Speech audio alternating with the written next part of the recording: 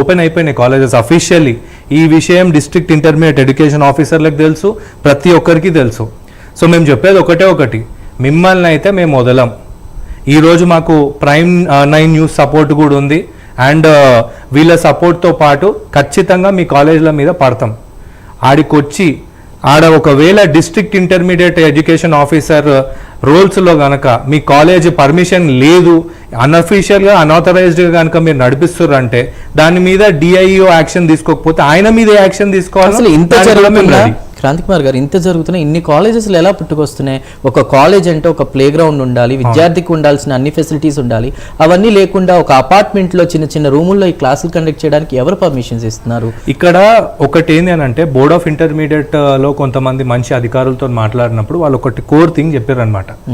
Intermediate colleges ఎప్పుడు establish చేయాలి, ఎందుకు ఎస్టాబ్లిష్ చేయాలని ఒక కోర్ రూల్ని వీళ్ళందరూ తుంగలో దొక్కేసారు. అదేంటి అని అంటే ఇప్పుడు ఒక టౌన్లో ఇంటర్మీడియట్ ఎడ్యుకేషన్ని ప్రాస్పరస్గా ఫోస్టర్ చేయాలి అని అంటే ఆడొక కాలేజ్ పెట్టాలి. ఈ పలానా పెరిఫరీలో ఒక కాలేజ్ ఉండాలి, దీని తర్వాత ఇంకొక ప్లేస్లో ఇంకో కాలేజ్ ఉండాలి. ఈ రకంగా కాలేజెస్కి పర్మిషన్స్ ఇస్తారు. ఇదంతా పక్కన పడేసి ఇప్పుడు ఏం చేస్తున్నారంటే మొత్తం ఇప్పుడు అయ్యప్ప సొసైటీలో 10 బిల్డింగ్లు ఉంటాయి. అందులో సేమ్ బాయిలర్ కోళ్ళు, ఆ చిన్న కేజ్లలో ఆ తెల్ల బాయిలర్ కోళ్ళని ఎట్లయితే పెడతారో పిల్లల్ని కూడా అందులోనే కుక్కిర్రి వాళ్ళకు సరైన ఫుడ్ పెట్టరు, వాళ్ళకి ఫుడ్ పాయిజన్ అవుతుంటుంది. వీటి గురించి మేము పోతే కొట్లాడతారు. లాస్ట్కి ఇక మొన్న అటో ఇటో ఈ పోరాటాల ఫలితం అనుకోండి మహిళా కమిషన్ చైర్మన్ గారు వెళ్ళిన తర్వాత లోపల అమ్మాయిల హాస్టల్లో ఎంత దారుణమైన పరిస్థితి ఉందో క్లియర్గా మనకు కంటికి ఏ విధంగా కనిపిస్తారో చూపించారు. అది చూసినాక కూడా మీ పిల్లల్ని కాలేజీలో వేసుకున్నారు అని అంటే వాళ్ళని సంపానికే మీరు పేరెంట్స్ లాగా ఒక స్టెప్ తీసుకొని పంపించినారని 100% ఇది వాస్తవం. ఒక గ్రౌండ్ ఉండదు, స్పోర్ట్స్ ఉండదు. స్పోర్టివ్గా తీసుకో, ఆడడం అదేంది పడడము, గెలవడం, ఓడిపోవడం ఇవన్నీ మనం ఒక గ్రౌండ్లో నేర్చుకుంటాం. ఆ స్పోర్టివ్నెస్ అనేది మన గ్రౌండ్ నుండి వస్తుంది. ఆ గ్రౌండే లేకపోతే పిల్లలు ఇంకేం నేర్చుకుంటారు? వాడికి లైఫ్లో ఏదైనా ప్రాబ్లం వస్తే గెలుపోటమిలు తెలీదు, మంచి చెడు తెలీదు, సూసైడ్లు చేసుకునే పరిస్థితికి వాళ్ళ మైండ్ అనేది చాలా కరెక్ట్గా చెప్పారు. అసలు ఈ ర్యాంకులు కూడా ఏంటంటే ఆ ర్యాంకులు కూడా నాదొక క్వశ్చన్ సత్యనారాయణ గారు, ర్యాంకులు అనేవి కార్పొరేట్ విద్యా సంస్థలకే వస్తాయా? మిగతా ఎక్కడ ర్యాంకులు రాలా? గతంలో చదువుకునే వాళ్ళు ఎవరు కూడా ర్యాంకర్లు కాదా? వాళ్ళు ఆడుకోలేదా, చదువుకోలేదా? ఏదైనా వస్తే తట్టుకుని ప్రాబ్లమ్ సాల్వింగ్ చేసి లైఫ్లో ముందుకెళ్ళలేదా? ఐఏఎస్లు, ఐపీఎస్లు, డాక్టర్లు. ఈ ర్యాంకులు కూడా ఏంటండి ఆ రెండు లేదా పర్టికులర్గా కొన్ని కార్పొరేట్ విద్యా సంస్థలకే ర్యాంకులు వస్తాయా? దాని గురించి మీరు ఏం మాట్లాడతారు? యాక్చువల్గా మన ప్రైమ్ 9 న్యూస్ డిబేట్ స్టార్ట్ చేసిన తర్వాత పేరెంట్స్ కూడా చాలామంది ఫోన్లు చేసి ఈ ర్యాంకులు అనేవి 1, 1, 2, 2, 3, 3 మరి కొద్ది రోజుల్లో స్టార్ట్ అవుతుంది. దీని మాయలో ఎలా పడుతున్నారంటే శ్రీ చైతన్యకి 1, 1 వాళ్ళకే వస్తాయి, నారాయణకి 1, 1 వాళ్ళకే వస్తాయి. ఎనీ కార్పొరేట్గా అందరికీ 1, 1 అంటే స్టేట్ ర్యాంక్ అనేది ఒకటికే ఉంటుంది, కానీ అందరికీ వస్తాయి. ఈ చిన్న లాజిక్ తెలుగు రాష్ట్రాలు ఉన్న మన పేరెంట్స్ ఎందుకు మిస్ అవుతున్నారు అనేది ఇందాక తిరుపతి నుంచి ఒక పేరెంట్ ఫోన్ చేశారు. ఆయన నిజంగా వాల్యుబుల్. ఆ పేరెంట్స్ మైండ్ సెట్ క్లియర్ అవనంత వరకు మీరు ఎన్ని డిబేట్లు పెట్టినా ఈ ఫోర్త్ టెస్టెడ్ అయిన మీడియా ప్రైమ్ 9ని అప్రిషియేట్ చేస్తూ వారు కొన్ని సూచనలు చేశారు.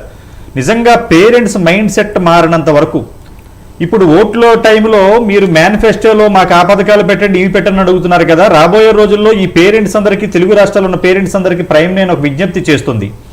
ప్రతి మేనిఫెస్టోలో లోకల్ బాడీ ఎలక్షన్స్ కానీ, పంచాయతీ కానీ, ఎమ్మెల్యే కానీ, ఎమ్మెల్సీ ఏ ఎలక్షన్ అయినా కూడా ప్రాథమిక విద్య, ఇంటర్మీడియట్ ఎడ్యుకేషన్ రెండూ కూడా ప్రాథమిక విద్యలో కానీ ఇంటర్మీడియట్లో ప్రతి తరగతికి ప్రైవేట్ అయినా గవర్నమెంట్ అయినా, గవర్నమెంట్ అయితే ఒక ఫీజు ఫిక్స్ రేటు, ఎందుకంటే గవర్నమెంట్ బడ్జెట్ ఉంటుంది.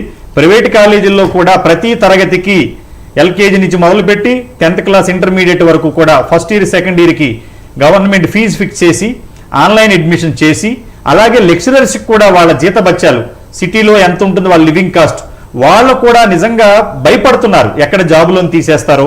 సడన్ గా 2 లక్షల జీతాలు ఇస్తున్నారు, 10 క్లాసులు ఇస్తున్నారు అని చెప్పి వాళ్ళు ఒక 10 years సంపాదించుకుంటే చాలు, తర్వాత హెల్త్ అయినా ఏవైనా పర్వాలేదు అని చెప్పేసి లాంగ్ టర్మ్ నీట్, ఎంసెట్. నిజంగా గవర్నమెంటే ఈ నీట్ కానీ, జేఈ మెయిన్ అడ్వాన్స్ కానీ, ఎంసెట్కి కానీ గవర్నమెంటే ఫీజు ఫిక్స్ చేస్తే ఈ కోట్ల రూపాయల దందా అరికట్టడానికి అవుతుంది. రెండోది, ఈ ర్యాంకుల మాయలో పడకండి. ఎక్కడా కూడా ఒక కాలేజీని ఒక యూనిట్గా తీసుకుంటే, సపోజ్ కుకట్పల్లిలో ఒక నారాయణ, శ్రీ చైతన్య బ్రాంచ్ని యూనిట్గా తీసుకుంటే ఆ సంవత్సరం ఆ కాలేజీకి ర్యాంక్ రాదు, అసలు ఏ ర్యాంకు రాదు, పాస్ అవుతారు, పాస్ పర్సెంటేజ్. బట్ ఆ బిల్డింగ్ మీద మీకు ఫ్లెక్స్ కానీ, హోర్డింగ్ కానీ డిస్ప్లే చేస్తుంటే ఎలా ఉంటుందంటే ఆ బిల్డింగ్కే వచ్చిందన్నంత మాయలో ఆ హోర్డింగ్ కానీ ఆ వే ఆఫ్ వాళ్ళు చేసే ప్రజెంటేషన్ ఎలా ఉంటుందంటే పేరెంట్స్ మాయలో పడిపోతారు. రెండోది, కొంతమంది పేరెంట్స్ కూడా చెప్తున్నారు సోషల్ స్టేటస్ కోసం కార్పొరేట్ కాలేజీలో చదివించాలని ఒక కొంత సెక్టార్ పేరెంట్స్ అనుకుంటున్నారు. దాని నుంచి కూడా బయటపడమని ప్రైమ్ నైన్ విజ్ఞప్తి చేస్తుంది. మీ మైండ్ సెట్ మార్చుకోండి, సమాజ హితం కోసం ప్రైమ్ నైన్ మీకు ఎప్పుడు తోడుంటుంది. రైట్ సార్, మనకి కాలర్స్ రెడీగా ఉన్నారు, తీసుకుందాం. సత్యనారాయణ గారు ఎన్టీఆర్ జిల్లా నుంచి. సత్యనారాయణ గారు